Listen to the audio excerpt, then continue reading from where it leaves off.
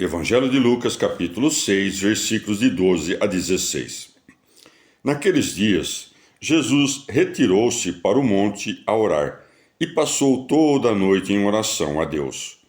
Quando se fez dia, chamou seus discípulos e escolheu 12 dentre eles, aos quais deu o nome de apóstolos: Simão, a quem deu o sobrenome de Pedro, e André, seu irmão, Tiago, João, Filipe, Bartolomeu, Mateus, Tomé, Tiago, filho de Alfeu, Simão, chamado o Zelador, Judas, irmão de Tiago, e Judas Iscariotes, que foi o traidor. Palavra da salvação. Comentário Lucas 6, de 12 a 16. Santo Ambrósio. Não queiras abrir os ouvidos para a malícia, pensando que o Filho de Deus orava por fraqueza, para alcançar o que ele próprio não podia realizar. O autor do poder, o mestre da obediência, nos leva com seu exemplo a cumprir os preceitos da virtude. Em todas as partes, ora sozinho. As preces dos homens não compreendem as determinações de Deus. E não há ninguém que possa participar do pensamento de Jesus Cristo. Não sobe ao monte todo o que ora, mas somente o que ora elevando-se das coisas da terra às do céu, mas não aquele que anda preocupado com as coisas do mundo, por causa das riquezas e das honras. Todos os que são perfeitos sobem ao monte, razão pela qual lerás no Evangelho que somente os discípulos subiram com o Senhor ao monte. Nisso é dado a conhecer ao cristão e se prescreve a forma como se deve orar, quando prossegue: e passou toda a noite em oração a Deus. Com efeito, o que deves fazer tu para a tua salvação, quando Cristo passa a noite em oração por ti? Se Cristo orou antes de enviar os seus apóstolos, o que deves tu fazer quando pretendes realizar alguma boa obra? Segue, pois, quando se fez dia, chamou seus discípulos e escolheu 12 dentre eles, aos quais deu o nome de apóstolos, isto é, aqueles que destinava para propagar entre os homens os meios da salvação e para difundir a fé sobre a terra. Adverte também a disposição de Deus. Não escolheu sábios, nem ricos, nem nobres, mas pescadores e publicanos, para enviá-los, a fim de que não parecesse que atraía os homens à graça do Evangelho por meio das riquezas ou da autoridade do poder ou da nobreza, mas prevalecesse por sua simples verdade, não pela superioridade em discussões. Evangelho de Lucas, capítulo 6, versículos de 17 a 19. Descendo com eles, parou numa planície. Estava lá um grande número dos seus discípulos e uma grande multidão de povo de toda a Judéia, de Jerusalém, do litoral de Tiro e de Sidônia, que tinham vindo para o ouvir e para ser curados das suas doenças. Os que eram vexados pelos espíritos imundos ficavam também sãos. Todo o povo procurava tocá-lo, porque saía dele uma virtude que os curava a todos. Palavra da salvação. Comentário Lucas 6, de 17 a 19. São Beda. Não diz do litoral, por causa do mar da Galileia, que estava próximo e que não seria extraordinário, mas fala do mar grande, no qual punham também Tiro e Sidônia, dos quais se diz de Tiro e de Sidônia, cujas cidades, como estavam ocupadas por gentios, com razão se chama pelo nome, para que se veja quanto tinha se estendido a fama e o poder do Salvador, o qual, como tinham vindo pregar para todas as cidades, queria ensinar todas a receber e aceitar a sua doutrina. Por isso segue, que tinham vindo para o ouvir. Raramente se vê as multidões seguindo o Senhor para os lugares altos, nem se vê que algum doente tenha sido curado no alto de um monte. Em vez disso, uma vez curada a febre das paixões e acesa a luz da ciência, fez subir cada um até o cume da perfeição evangélica. Os gentios, que puderam tocar o Salvador, curaram-se por sua virtude, como já vimos que o leproso se curou quando tocou o Senhor. O toque do Senhor é a obra da salvação, pois tocá-lo é crer nele, e ser tocado é ser curado pela sua graça.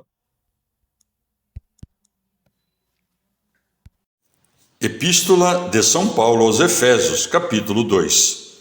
Vós estáveis mortos em vossos delitos e pecados. Neles vivíeis outrora, conforme a índole deste mundo, conforme o príncipe do poder do ar, o espírito que agora opera nos filhos da desobediência. Com eles, nós também andávamos outrora nos desejos de nossa carne, satisfazendo as vontades da carne e os seus impulsos, e éramos, por natureza, como os demais, filhos da ira. Mas Deus, que é rico em misericórdia, pelo grande amor com que nos amou, quando estávamos mortos em nossos delitos, nos vivificou juntamente com Cristo. Pela graça, fostes salvos, e com ele nos ressuscitou e nos fez assentar nos céus em Cristo Jesus, a fim de mostrar nos tempos vindouros a extraordinária riqueza da sua graça, pela sua bondade para conosco em Cristo Jesus. Pela graça sois salvos, por meio da fé, e isso não vem de vós, é dom de Deus. Não vem das obras, para que ninguém se encha de orgulho, pois somos criaturas dele, criados em Cristo Jesus, para as boas obras que Deus já antes preparara para que nelas andássemos. Por isso vós, que antes éreis gentios na carne e éreis chamados incircuncisos pelos que se chamam circuncidados, em virtude de operação manual na sua carne, lembrai-vos de que naquele tempo estáveis sem Cristo, excluídos da cidadania em Israel e estranhos às alianças da promessa, sem esperança e sem Deus no mundo. Mas agora, em Cristo Jesus, vós que outrora estáveis longe, fostes trazidos para perto pelo sangue de Cristo. Ele é nossa paz. De ambos os povos fez um só, tendo derrubado o muro de separação e suprimindo em sua carne a inimizade, a lei dos mandamentos expressa em preceitos, a fim de criar em si mesmo um só homem novo, estabelecendo a paz, e de reconciliar a ambos com Deus em um só corpo, por meio da cruz, na qual ele matou a inimizade. Assim ele veio e anunciou paz a vós que estáveis longe e paz aos que estavam perto. Pois por meio dele, nós, judeus e gentios, num só Espírito, temos acesso ao Pai. Portanto, já não sois estrangeiros e adventícios, mas concidadãos dos santos e membros da família de Deus. Estais edificados sobre o fundamento dos apóstolos e dos profetas, do qual é Cristo Jesus a pedra angular.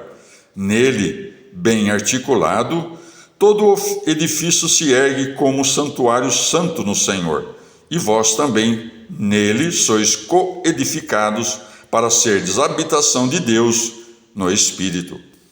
Palavra do Senhor. Salmo 19. Os céus proclamam a glória de Deus. O firmamento apregoa a atividade de suas mãos. Um dia passa a mensagem a outro dia. Uma noite a transmite a outra noite. Sem falar, sem pronunciar, sem que se ouça a sua voz. O seu discurso atinge toda a terra. A sua linguagem chega aos confins do mundo. Ali plantou uma tenda para o sol. Ele, como um esposo, sai de seu quarto, contente como um herói, para percorrer seu caminho. Surge numa extremidade do céu e sua órbita chega ao outro extremo. Nada se esconde de seu calor. A lei do Senhor é perfeita, devolve a respiração. O preceito do Senhor é confiável, instrui o ignorante.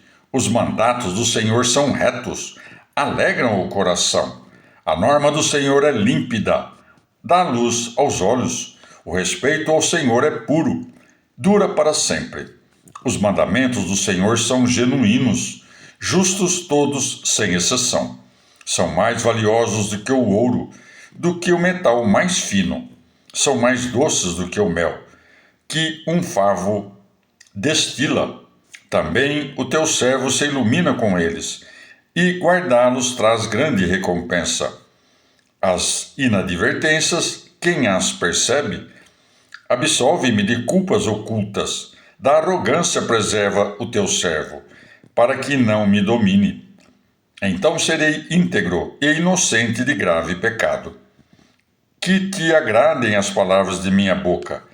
Aceita minha meditação, Senhor, rocha minha, redentor meu. Palavra do Senhor. Transposição cristã do Salmo 19.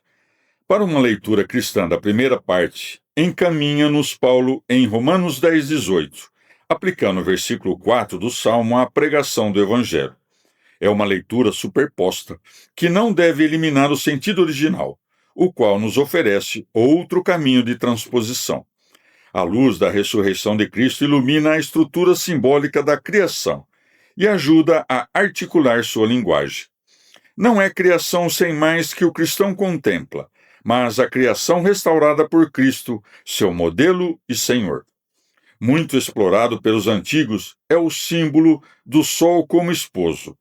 Demos a palavra a Agostinho. Quem é o esposo senão aquele com quem se desposa aquela virgem por mão do apóstolo? Como esposo, quando a palavra tomou carne humana, achou um tálamo no seio virginal. Unido ali à natureza humana, saiu dali como de uma alcova castíssima.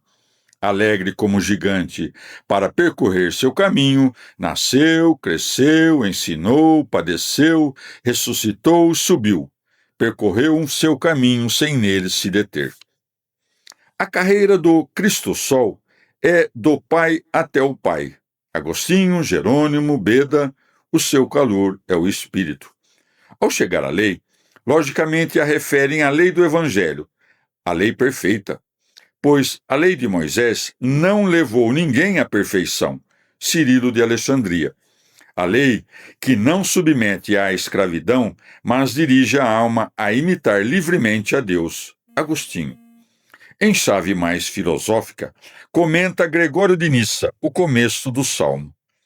Davi escutava a música do céu e dos astros, música ritmada de movimento e repouso. O repouso cintilando no que sempre se move, o movimento perpétuo cintilando no imutável. Tal é a música primeira, primordial, da harmonia universal. O mundo inteiro é música, cujo compositor e intérprete é Deus.